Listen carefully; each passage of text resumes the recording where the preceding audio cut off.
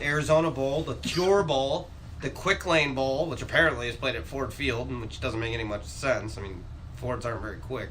No. Anyways, like Boca Raton Bowl. Yeah, I gotta go. Yeah, so there are just so many bogus bowl games, but these bowl games bring in money. Like these players, if you go to the Sun Bowl, they got TVs last year. TVs, rental cars, they got the national championship game, they got TVs, Xbox One, and PlayStation 4. They got all sorts of crap. That's why they're never going to go to a 16-team playoff, because you're going to have to eliminate, like, the Pacific Sun Bowl. No, you don't. You just make them certain rounds in the bracket. Yeah, just make those the playoff. The problem with that is people are going to stop calling it by the TaxSlayer.com Bowl, and it's going to be the quarterfinals of the playoffs. Brought to you by TaxSlayer.com. Who cares? Okay. We can't, it's sponsorship, but the viewership is gonna stay there. Unlike the NFL, apparently. I don't know if you guys saw that they're down 12% again this year. College football doesn't suffer that problem. Yeah, but again, because college football fans are diehard. Yes, it can be down the 12%, and that's probably a number of things. Keep in mind, there 6 million people in Florida weren't exactly watching that on Sunday. They were kind of concerned about something else. I'm sure there's a crap load of people in Houston that don't have power still. Well, to be fair, had the Dolphins and the Bucks played, then they might have still watched. That is a good point. Yeah, maybe that too. Also, the Florida teams, with the exception of Jacksonville, weren't playing. And again, it's still September. I mean, I don't know. In the Northeast, it was nice this weekend. It was beautiful. There were people out doing things. I mean, people are trying to shore up a lot of things around the house, get things done while you still have the time to do it. And it's still wedding season. I know about 10 different people who had to do weddings this weekend or some other form of... Plus also, people are just so fed up with the NFL and its BS. Like, the Ezekiel Elliott suspension going on. First of all, why'd you take 13 months? Second of all, why is this whole thing still an issue? And then to exacerbate it, by giving Josh Brown another suspension. First of all, he's not even in the league right now. He's not on a team. But yet they somehow slid in between this, a 6-game suspension to him, which makes them look even worse with their timing doing that. I think they're doing it on purpose. I think they're trying to get a judge to be like, you guys are just too wacky, and so then the NFL can be like, our hands are clean on this. We tried. We did what we needed to do, and it was out of our hands. I don't think they want to suspend Ezekiel Elliott. I think this was the plan all along. Get him to take it to court. Because you need Ezekiel Elliott. He sells jerseys. He sells tickets. His, eating the cereal thing sells. People love it. People want to see it. There are also people who hate it and want to see him fail. If you take him off the field, neither of those things happen. NFL loses money. Right. So if the NFL can get him to take it to court and he wins, the NFL looks good because they were tough with the 6-game suspension. He looks good because, clearly he didn't do it then. No. And so then who's wrong? Neither side's wrong. Well, the players want to win here because it gives them a lot more positioning when the agreement comes up. We'll get more into this in a little bit. So, which of you two Dans want to go first? Talking about your team and I can talk about the Ducks. All right. So talk about what the Ducks have done and what you expect from the Ducks going forward. Pleasantly surprised a little. They're almost at their entire win total from last year. Exactly. And they still get to play Oregon State. Yeah, and the defense is greatly improved. This past week against the Huskers, D looked good, but it was a tale of two halves. First half, they came out strong. They were looking very good, very aggressive. Would you say they were like the Mighty Ducks? Possibly. Wow. Possibly. TM. Wow, cheap. But then the second half was all Huskers and like one aggressive play from the Ducks the entire time. And they were playing the prevent defense of offense for them. They were just playing to not lose, and it ended up working out, but barely, and it did not look good. And I think Taggart really needs to take this as a learning experience, and the team as well, and they need to work on that second half intensity because it wasn't there. That was an issue with them last year. They were so tired, so gassed in the second half of like every game. Well, it wasn't even just fatigue, though. It was just the play calling was just super conservative the second half. Also, don't forget, the Atlanta Falcons blew a 28-3 lead in the Super Bowl. Don't worry. That's what happens when you don't stay aggressive. Keep your foot on the gas pedal. Keep your foot on the throat of your opponent. That situation's a little different. It's funny because they got away from running the ball. Right. So they got away from being conservative, and they lost. That's true. But they also kind of did that same kind of play it safe. They were doing more like dink and ducks. They weren't going aggressive down the field. Graham looks legit. Oh yeah, he looks very legit, and I think they're gonna eke out a couple more wins than we thought. There's still obviously some bad matchups coming, and they're gonna lose. Yeah, of several course. Games. They're probably still gonna have a losing record, but like I said, remember improvement. The one thing that Oregon has in its favor, they don't play USC. Yes, that's true. It was a huge advantage in a year that Oregon really wanted to get back to their roots. Yeah, and seeing the defense there is nice because that wasn't even when they had. Well, even when they were in the national championship, defense was an afterthought. No, they didn't care. Yeah, they just had offense. more points. This looks like a much more rounded Oregon team than I think I've ever seen.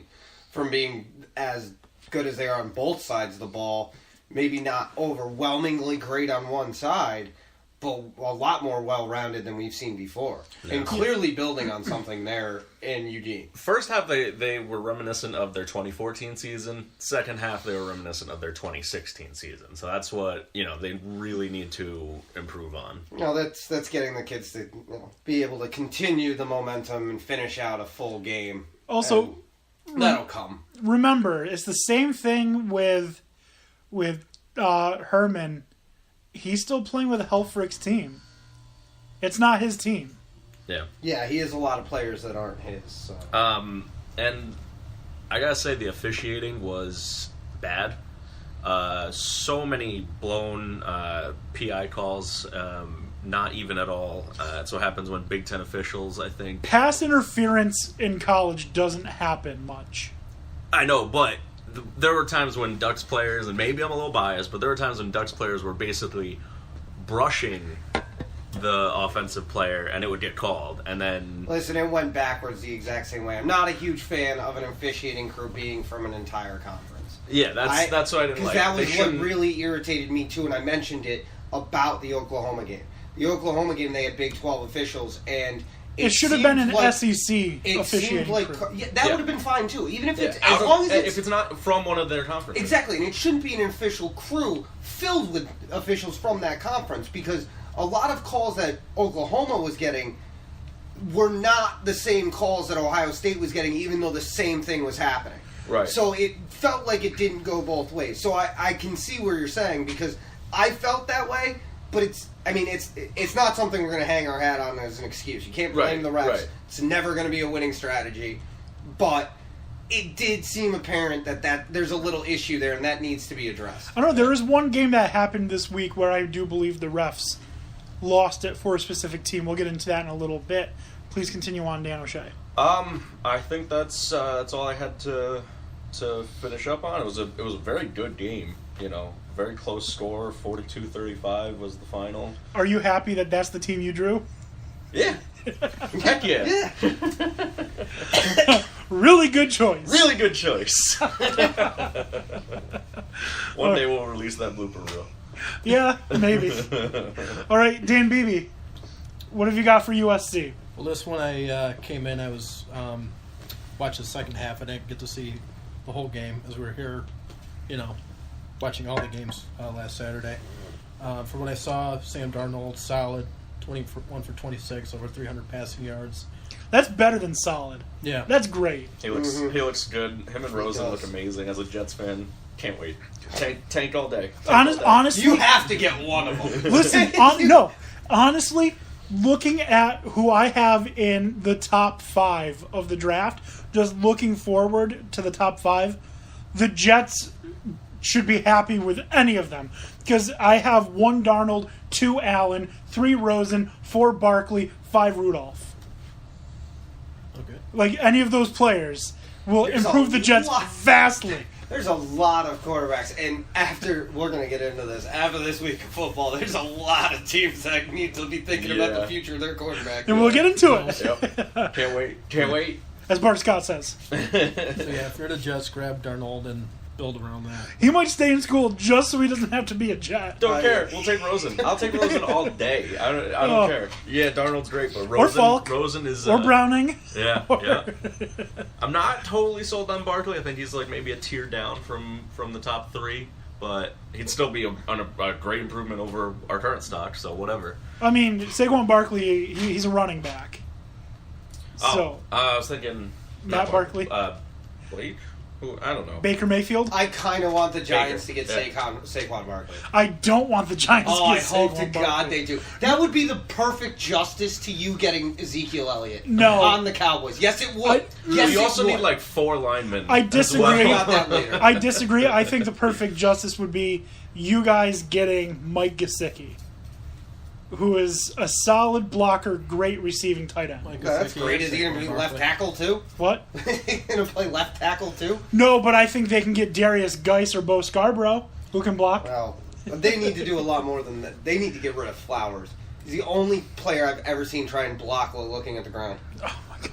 It's so bad. We'll get into it. Anyways, Dan Beebe, please continue on. Just some other notable players I named. Steve Carr, Ronald Jones, Dante Burnett, Stephen Mitchell. Burnett, Mitchell, and Jones all a pair of TDs. Steve Carr, 11 carries over 100 yards, so solid team effort overall.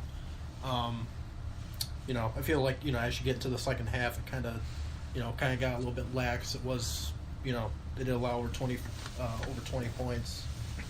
So please excuse the following sound. There you go. But yeah, Darnold seems to be operating, if he stays healthy, operating all cylinders, so it should be exciting to see as they go forward. Looking to next week, they got a 15.5 favorite at home against Texas. Going through their schedule as of now, and I strongly say as of now. How they're only 15.5 point favorites over Texas blows my mind. Some of these spreads this coming week are ridiculous. Maryland beat Texas by more than 15. Oh, yeah, no, I'm actually making my picks now, and I have USC definitely beating Of course. Texas by the 15 points. But as of now, going through the teams that they're going to play this year, teams that could potentially maybe even give them somewhat of a problem, maybe Washington State, seeing how they go. Luke Falk has looked really good. Yeah, even the backup we were talking to. Yeah. Alex. Yeah, Luke Falk dictates the game very well. He's if you he wanted to come back in. He was like, yeah. They couldn't believe it. They're like, they're not letting him back in, right? It was like Tony Romo Jr. there. Yeah. He ain't keeping me out, but. So, yeah, USC, hopefully they stay healthy, they keep together, and should be a great season. I definitely think it will be. And that brings us to Penn State. Penn State 2-0, 52-0 win over Akron, 33-14 win over Pitt. A 19-point win over a Power 5 conference team is a good win. My thoughts, they're a very good team. They got a very solid win over a Power 5 team. They need to get more from their receivers than Hamilton, Deshaun Hamilton is really, really good. Probably second or third round draft pick, I'd think. And Mike Gesicki, who is the best tight end in college football. Well, it was a fun game to watch. He's so good. He is very good. They need to get more from Saeed Blacknall. Even Saquon Barkley needs to get involved more in the receiving game. The defensive backs need to watch the ball. There were 7 passes that should have been intercepted. Only 2 of them were in that game. They should have had 7 interceptions. If they look for the ball instead of looking at the ground, they have 7 interceptions. And it's, how are these guys scholarship athletes and they don't look for the ball? That just blows my mind. I spent Sunday watching pros who can't do it. Yeah. It's because they don't do it in college. Well, obviously, this one needs to change. That's why they play defense.